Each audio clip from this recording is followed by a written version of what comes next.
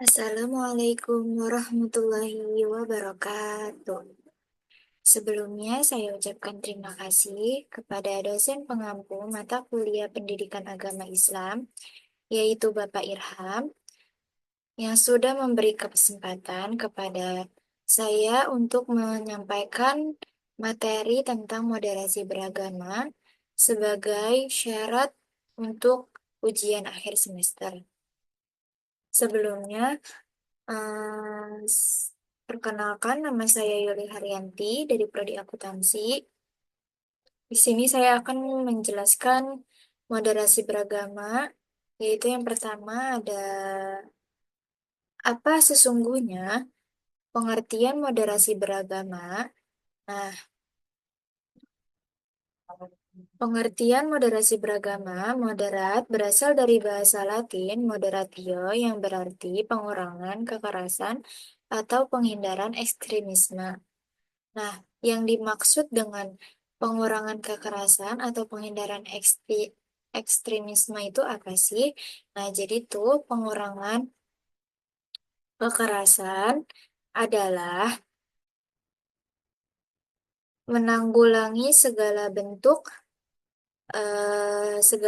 kekerasan yang disebabkan oleh konflik agama seperti terorisme atau tindakan radikal yang merusak keharmonisan sosial.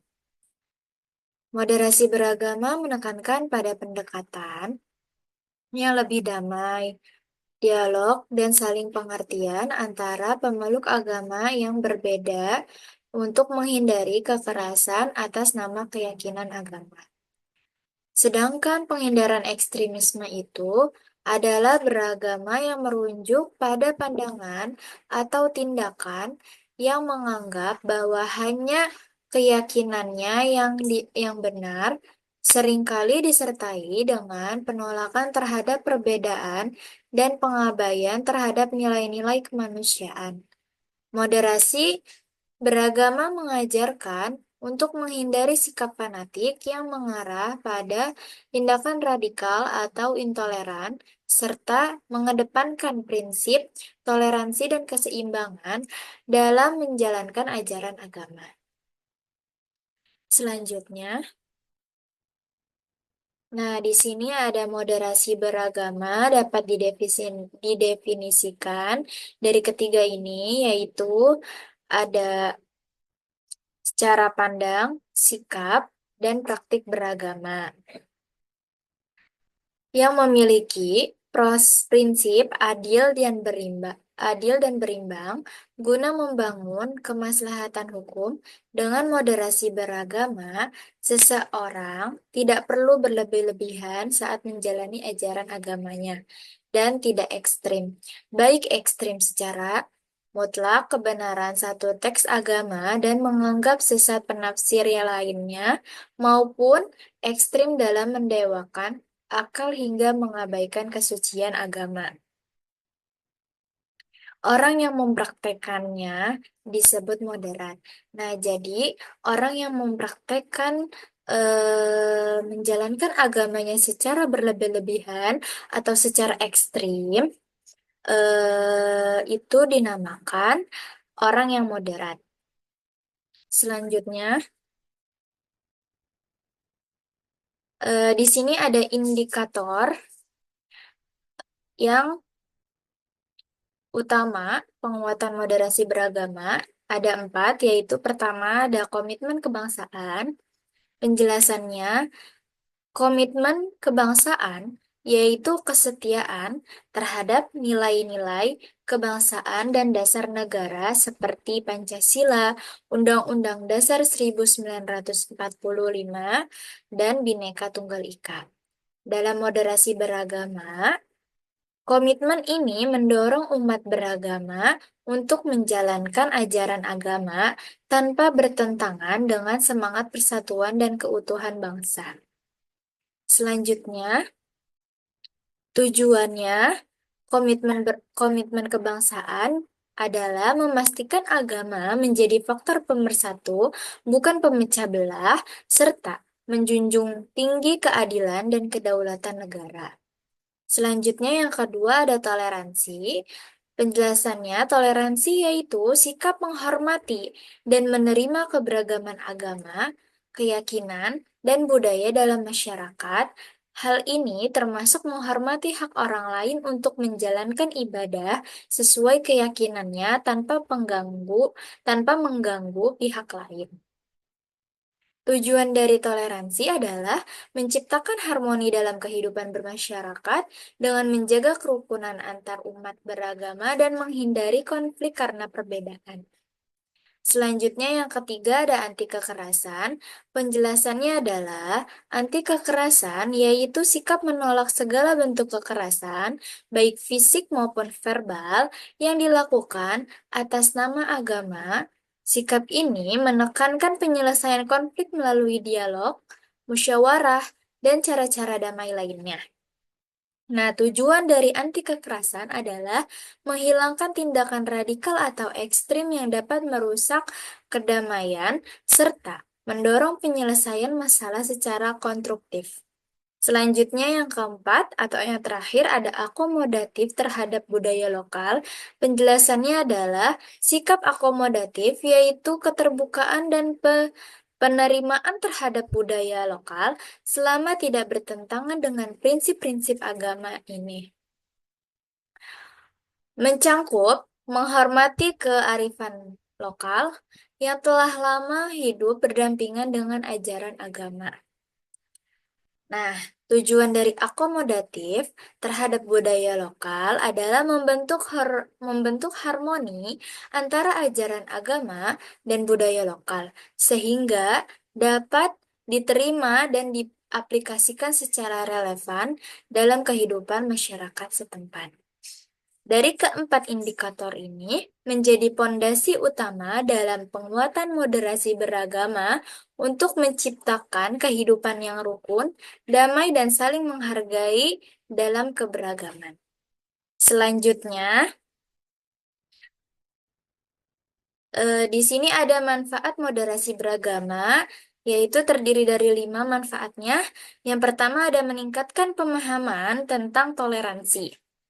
Nah, penjelasannya adalah memperluas wawasan tentang pentingnya menghargai perbedaan keyakinan dan hidup berdampingan secara damai.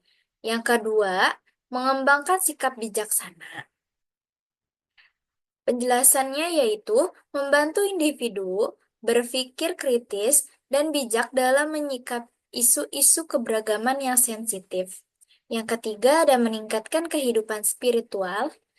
Penjelasannya adalah membantu memahami agama secara mendalam dengan menekankan nilai-nilai inti seperti kasih sayang, keadilan, dan perdamaian. Yang keempat, ada mencegah sikap fanatik. Penjelasannya belajar moderasi beragama mengurangi risiko terjebak dalam pemahaman ekstrim yang dapat merugikan diri sendiri maupun orang lain. Yang kelima atau yang terakhir ini ada mengurangi konflik. Penjelasannya adalah moderasi beragama mengurangi potensi konflik yang muncul akibat perbedaan keyakinan atau pandangan. Nah, belajar moderasi beragama adalah investasi dalam membangun individu yang toleran, masyarakat yang harmonis, dan dunia yang lebih damai. Di sini saya akan memberi sedikit kesan dan pesan saya selama mempelajari tentang moderasi beragama. Kesan saya dalam belajar moderasi beragama, yang pertama, menyadarkan pentingnya toleransi. Yang kedua, pengalaman yang menginspirasi. Yang ketiga, membentuk karakter yang lebih bijaksana. Selanjutnya, pesan dari saya dalam belajar moderasi beragama, yang pertama ada sebarkan nilai toleransi. Yang kedua, praktikkan dalam kehidupan sehari-hari. Yang ketiga, jaga persatuan dalam keberagaman. Yang keempat, hindari ekstremisme. Yang kelima, selalu belajar dan beradaptasi. Nah, kesimpulannya dari saya tentang belajar moderasi beragama memberikan kesan positif dan pesan yang relevan untuk menciptakan masyarakat yang harmonis, damai, dan saling menghormati. Selanjutnya ada slide yang terakhir ini. ada beberapa saran dan rekomendasi untuk masyarakat agar memiliki karakteristik moderasi beragama. Nah, yang pertama ada meningkatkan pendidikan dan literasi keagamaan. Sarannya adalah pelajari agama secara mendalam dari sumber-sumber yang autentik dan guru yang kompeten. Selanjutnya ada rekomendasinya, pemerintah, lembaga pendidikan, dan tokoh agama perlu menyediakan program pendidikan agama yang menanamkan nilai-nilai toleransi dan anti-ekstremisme. Yang kedua ada menumbuhkan sikap toleransi. Sarannya, hargai perbedaan keyakinan dan pandangan, fokus pada persamaan nilai-nilai universal seperti kasih sayang, keadilan, dan kemanusiaan. Dan yang rekomendasinya, masyarakat dapat mengadakan kegiatan lintas agama seperti dialog dan kerjasama sosial untuk mempererat hubungan antar umat beragama. Yang ketiga ada menghindari sikap fanatik dan intoleran. Sarannya adalah jangan merasa paling benar atau superior dalam beragama. Pahami bahwa agama mengajarkan kasih sayang dan kerukunan, bukan konflik. Rekomendasinya adalah pemerintah dan tokoh agama perlu mengedukasi masyarakat tentang bahaya ekstremisme dan dampaknya terhadap kehidupan sosial. Yang keempat, ada membangun kesadaran tentang keberagaman. Sarannya adalah sadari bahwa keberagaman adalah sunnatullah atau ketetapan Tuhan yang harus diterima dan dihormati. Rekomendasinya adalah kampanye kesadaran keberagaman melalui media sosial, komunitas, dan pendidikan formal dapat membantu menyebarkan nilai moderasi. Yang kelima, ada aktif dalam dialog antar agama. Sarannya adalah terlibat dalam dialog dan diskusi yang sehat antar umat beragama untuk saling memahami. Nah, rekomendasinya, lembaga keagamaan dan komunitas lokal dapat memfasilitasi forum dialog yang inklusif dan terbuka. Yang keenam, ada meneladani nilai-nilai moderasi dalam kehidupan sehari-hari. Sarannya adalah praktikkan moderasi beragama dengan menunjukkan sikap adil, toleran, dan menghormati hak orang lain. Rekomendasinya adalah jadikan keluarga sebagai tempat pertama untuk menanamkan nilai-nilai moderasi beragama kepada anak-anak. Yang ketujuh ada menghindari hoaks dan provokasi. Sarannya adalah jangan mudah terprovokasi oleh informasi yang tidak jelas sumbernya, terutama yang dapat memicu konflik keagamaan. Rekomendasinya adalah gunakan media sosial secara bijak dan pastikan untuk memverifikasi informasi sebelum membagikannya. Yang kedelapan atau yang terakhir ada mendukung penegakan hukum terhadap intoleran. Sarannya adalah dukung upaya pemerintah dalam menindak tegas tindakan intoleransi dan kekerasan atas nama agama.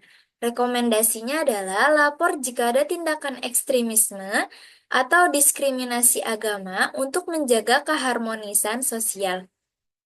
Dengan menerapkan saran dan rekomendasi ini, masyarakat dapat menjadi lebih inklusif, harmonis, dan mencerminkan karakteristik moderasi beragama yang sejati. Mungkin cukup sekian penjelasan presentasi saya. Kurang lebihnya mohon maaf apabila ada penyampaian materi saya yang kurang berkenan. Terima kasih. Wassalamualaikum warahmatullahi wabarakatuh.